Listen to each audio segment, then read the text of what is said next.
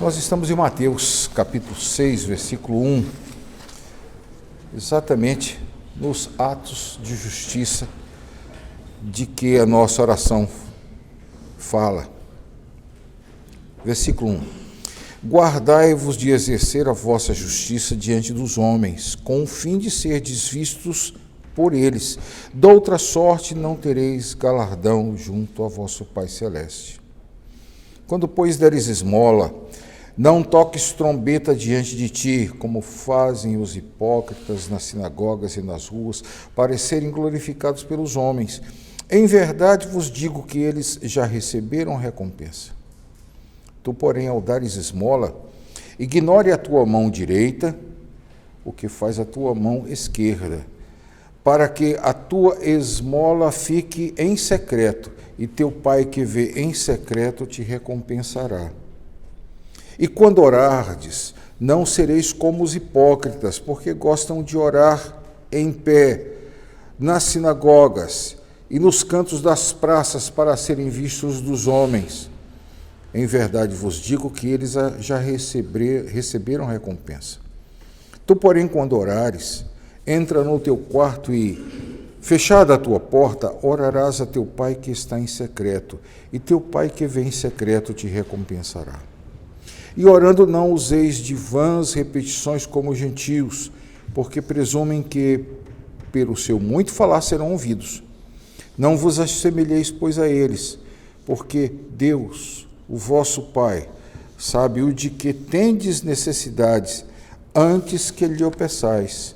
Portanto, vós orareis assim: Pai nosso que estás nos céus, santificado seja o teu nome. Venha o teu reino, faça-se a tua vontade, assim na terra como no céu. O pão nosso de cada dia dá-nos hoje, e perdoa-nos as nossas dívidas, assim como nós temos perdoado aos nossos devedores. E não nos deixes cair em tentação, mas livra-nos do mal. Pois teu é o reino, o poder e a glória para sempre. Amém. Porque se perdoardes aos homens as suas ofensas, também vosso Pai Celeste vos perdoará. Se, porém, não perdoardes aos homens as suas ofensas, tampouco vosso Pai Celeste vos perdoará as vossas ofensas. Quando jejuardes, não vos mostreis contristados como os hipócritas, porque desfiguram o rosto com o fim de parecer aos homens que jejuam. Em verdade vos digo que eles já receberam recompensa. Tu, porém, quando jejuares, unge a cabeça e lava o rosto, com o fim de não parecer aos homens que jejuas, e sim a teu Pai em secreto, e teu Pai que vê em secreto te recompensará. Meus irmãos, estamos vendo o Sermão do Monte. Vimos a primeira parte, que é o modo como o Senhor identifica seus discípulos, aqueles que são bem-aventurados, 9 tipos diferentes. Depois ele diz que esses bem-aventurados são sal e luz, ou seja, salgam e iluminam. Não é o sal que pega o gosto da comida, não é a luz que é engolfada pelas trevas.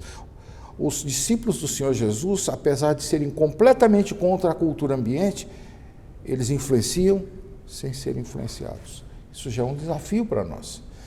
Aí nós vimos que o Senhor Jesus gasta o resto do capítulo falando a respeito da lei. Ele faz uma pequena introdução dizendo que não veio abolir a lei, veio cumpri-la. E mostra como é que Deus quer que a lei seja cumprida. Não simplesmente no ato de abster-se de matar, de adulterar ou de outra coisa, mas sim em pensamento, em intenção. Não basta tirar a vida de alguém, basta irar-se contra ela. Não basta sair com uma mulher que é sua ou um homem que é seu, mas pensar nisso. Ele fala sobre 3 leis dos 10 mandamentos: o matar, o adulterar e o dizer falso testemunho. E fala sobre 3 leis levíticas, leis menores, leis do dia a dia, tão importantes quanto, mas que não configuram exatamente dentro dos 10 mandamentos, mas são consequência dos 10 mandamentos. Terminada essa sessão, ele entra numa sessão que hoje, para nós, a melhor tradução seria as devoções. Porque a tradução, o que está literalmente escrito é justiça. Os judeus tinham um conceito esquisito de justiça, esquisito para nós, mas muito bonito. Nós conhecemos desde criança a justiça verbal. Nossa mãe diz, faça isso, não faça aquilo, então entregue o brinquedo ao seu irmão, ou obedeça a alguma... É uma justiça, é um decreto. Ele age como ele é uma ação comum ao que nós vemos nos tribunais. Essa justiça é que nós temos contato 99% das vezes. Mas os judeus tinham uma justiça diferente.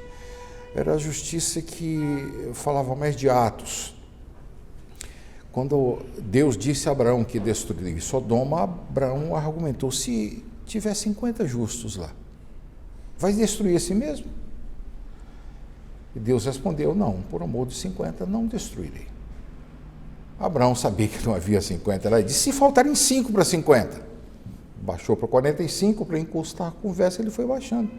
Para 40, 30, 20, chegou em 10. E Deus disse, por amor dos 10 justos, eu não destruirei a cidade.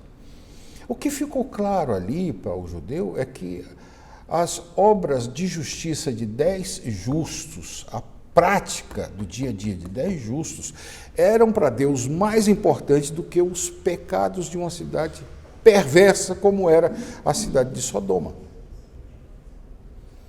Isso também estabeleceu para os judeus o quórum de 10 pessoas para se ter alguma coisa feita em nome de Deus. Mas criou o hábito do ato de justiça, um ato bom que compense uma maldade. Isso está na Bíblia inteira. E para não perder muito tempo explicando isso, basta falar dos méritos de Cristo. Os méritos de Cristo cobrem todos os nossos pecados. O judeu achava que se ele fizesse alguma coisa boa, ele compensaria a maldade que havia ao seu redor. E daí nós entendermos que quando ele fala de ato de justiça, ele fala de esmola, de oração e de jejum. Como é que dá uma esmola? Ou fazer uma oração, ou fazer jejum pode compensar a situação que vivemos. Repare, modernamente nós temos alguma coisa parecida na ecologia. O ato de plantar algumas árvores compensa um desmatamento. E existe até uma barganha feita, e se entende claramente que quando você faz coisas boas, você compensa a maldade que existe do outro lado. Ora, meus irmãos, mas falar em termos de esmola, falar em termos de oração, em termos de jejum, é uma coisa complicada. Primeira complicação, todos eles, versículo 2 que fala de esmola, o Senhor diz, quando, pois, deres esmola, não é se você der esmola, é quando. Ele parte da pressuposição que você vai dar. Versículo 5, e quando orardes, não é se você orar, ele parte da pressuposição que você vai orar. Quando orar. E versículo 16, quando jejuardes, também ele parte da pressuposição que você vai jejuar. Não é uma questão de se você jejuar, faça assim. Mas quando você for fazer essas coisas, lembre-se de um detalhe. Ela tem que ser feita diante de Deus.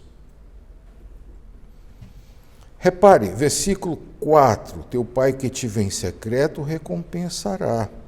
Versículo 6, e teu pai que vem em secreto te recompensará. Versículo 18, e teu pai que vem em secreto te recompensará.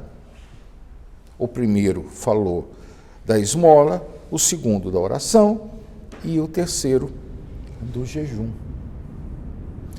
Irmãos, isso é tão impressionante que o Senhor diz que se fizer qualquer dessas coisas para ser visto pelos homens, a recompensa já foi recebida, ser vista pelos homens. é aquele que diz, poxa vida, que pessoa santa, já está recompensado, está elogiado. Com 30 e tantos anos de ministério, eu encontrei pessoas que fazem coisas parecidas, mas não iguais. Pessoas que fazem questão de deixar o joelho da calça sujo para dizer que ele estava orando, ou o bico do sapato raspado para dizer esse homem é um homem de oração. Fazem para ser apreciados pelos outros, não fazem em secreto. Repare, irmãos, eu vou deixar a oração para falar mais tarde, porque é o maior. Esse tanto fala a respeito de esmola, esse tanto a respeito de oração e esse outro tanto a respeito de jejum. A preocupação do Senhor com a oração é tão grande que ele até ensina como orar. Mas, da esmola, ele diz que a nossa mão esquerda deve ignorar o que faz a mão direita. Obviamente, o Senhor Jesus está usando uma figura. Que quando você for dar esmola, você não se preocupe com aquilo, com fazer uma contabilidade daquilo, mas faça generosamente. E faça, não para que os homens vejam, puxa, ele deu esmola de novo. Ele dá o exemplo aqui dos hipócritas que fazem para ser glorificado pelos homens. Existem registros de pessoas que esperavam longas orações de agradecimento pela esmola. Ou seja, davam esmola ao mendigo que os elogiasse mais. No jejum, o Senhor Jesus fala que você deve... É um lugar na Bíblia que você encontra que tem que fazer maquiagem. É quando estiver jejuando. Porque, pelas palavras de Jesus, nós sabemos que os fariseus deformavam os seus olhos, talvez com algum produto semelhante ao que sombra. As mulheres já conheciam sombra naquele tempo, mas procuravam deixar os olhos mais fundos, o cabelo desgrenhado, ou as mãos tremendo para dizer que estão com fome, para se dizer, poxa vida, que sujeito, é a segunda vez essa semana que ele jejua. E eu estou falando segunda vez porque aquele fariseu no templo dizia, Senhor, eu jejuo 2 vezes por semana. É interessante que em toda a lei de Moisés você encontra um dia de jejum, com muito boa vontade 2, no ano. Eles multiplicavam com 52. Meus irmãos, os nossos atos de justiça, as nossas devoções devem ser feitas diante de Deus, não para que os outros vejam e se impressionem com a nossa santidade, porque se for feita para isso, já recebemos a nossa recompensa, a recompensa de ser estimado pelos homens. E absolutamente não sermos recompensados pelo Senhor, porque já recebemos a recompensa dos homens.